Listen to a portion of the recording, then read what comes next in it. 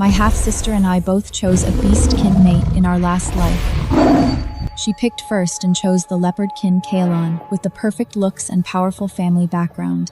I had no choice but to pick the lowly elf king.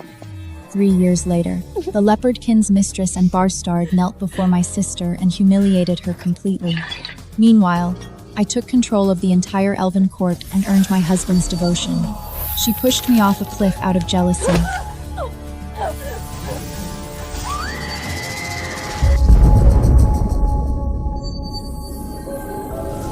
When I opened my eyes, I was back on the day we chose our mates. My sister barely concealed the excitement in her voice as she rushed to wrap her arms around the elf king's arm. I knew then that she had been reborn too. The elf is lustful by nature. I wonder how long she'll last. When Helena threw her arms around Elf King, even her mom, Lady Ashford, went still. The elf clan was considered the lowest race. Cold-blooded. Unfaithful. In every sense, the leopardkin, by contrast, made it. One wife, no exceptions. Loyalty written into their bones. And the leopardkin male standing in the room today was the future clan leader. Sharp-eyed, broad-shouldered, the kind of man every woman in the room had been silently fascinated about. The Helena still wouldn't let go of that arm. Lady Ashford's expression curdled. She'd brought the Elf King here specifically to humiliate me. She hadn't planned on her own daughter falling for it. Are you sure about this? Mother, he's the only one I'll ever marry. Even the Elf King turned to look at her, his thumb slowly caressing her skin. Lady Ashford pressed her lips together and gave in. With that settled, the leopardkin male Kalen turned to me. He dipped his head in a slight, unhurried bow. Then it's you. Miss Mara, I'll send the betrothal gifts tomorrow. In my past life, it was Helena who had chosen Kalen. She'd walked into House Ashvale as its new mistress, draped in the prestige of the most powerful leopardkin family in the region. He seemed devoted to the surface 3 years of polished appearance. Then a woman appeared at the gate, with his 10-year-old son. Helena came apart. She ran home to her mother, dignity in pieces.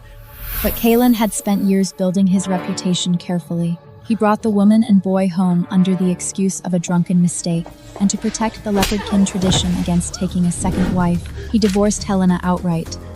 Lady Ashford marched back to House Ashvale to demand answers. The mistress met them at the door. I'm Lady Ashvale now. Your daughter aren't anymore. What exactly are you going to do about that? Give it time. I'll be the clan leader's wife.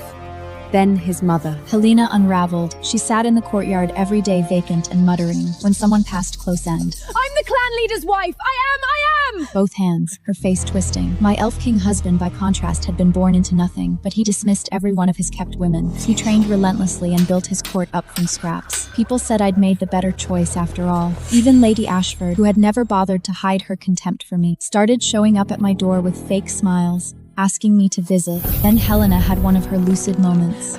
She lured me to the edge of the cliff. I'll drag you down to hell! Her eyes hatred as she shoved me over. Now she's chosen my husband instead. I wonder if she can handle the Elf King's excessive affection.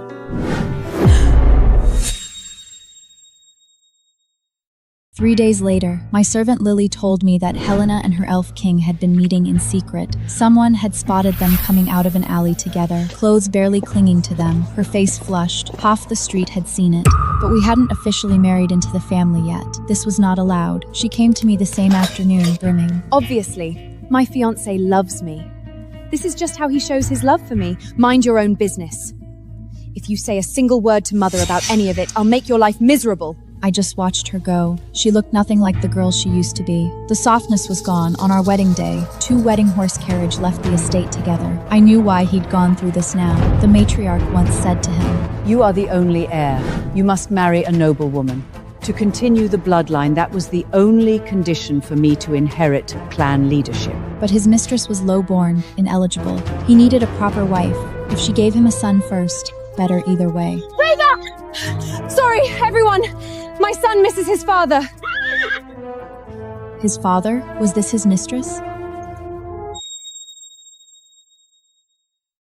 He got confused. He didn't mean anything by it. Today is my wedding. Can't you keep your child in hand? If he'd startled the horse carriage, I'd have had all your heads. Get them out of here! The woman's face went white. I'm so sorry. We're leaving. I wasn't about to let this dissolve quietly, husband. Don't be so hard on them. The child didn't mean any harm, and today is a happy occasion. I actually need another servant woman as my side if she's willing. She could come along with us? Actually, her appearance was arranged by me beforehand. I got my own plan. This woman had one obsession, becoming Lady Ashvale now that Kaelin had taken a wife. She was already fraying at the edges, so if I offered her a door to the estate, she'd walk through it without thinking. She hesitated for half a breath, then looked away from Kaelin's sharp warning stare. Thank you, ma'am. The carriage rolled on. She followed behind, boy in hand. What my sister didn't know is that even if I were to live again, I would still be capable of solving any thorny problem. She would never be able to, and she would never know. The crowd murmured approvingly along the route. The new Lady Ashwheel is something else. After the ceremony, I sat at my vanity and began fixing my hair. My servant Lily dismissed the others and shut the door. Ma'am, the master just had a servant quietly move that woman and boy into the side courtyard. The leopardkin has rules against taking a second wife, and he's doing this on your wedding night. We could expose him right now. Go back to your family and end this before it starts. Calm down, I didn't come here to lose to a kept woman. I had no family worth running back to. No mother, no father who would take my side against the Ashwheels. I'd walk through that gate as a piece on someone else's board. If I walked back out, I'd be spit on from every direction. I hadn't come all this way for nothing. What I wanted was House Ashwell itself. Kaelin could rot on the inside. I didn't need him to be good. I needed him to give me an heir. A knock at the door. My leverage just arrived. Kaelin was drunk, but gracefully so. His steps wandered a little. It did nothing to make him less attractive. Lily moved to support him.